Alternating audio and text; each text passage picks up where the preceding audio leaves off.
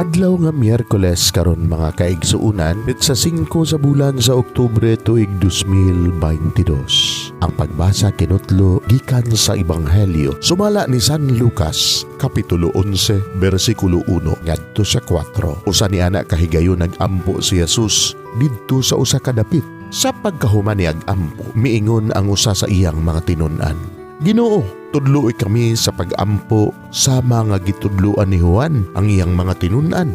Si Jesus miingon kanila, "Kun mag-ampo kamo, ingna, amahan, simbahon unta ang balaan mong ngalan.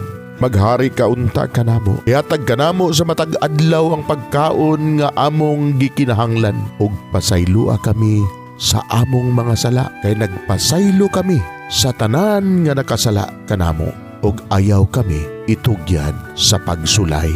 Mga igsoon, ang Ebanghelyo sa Ginoo. Daygon ikaw, o Kristo.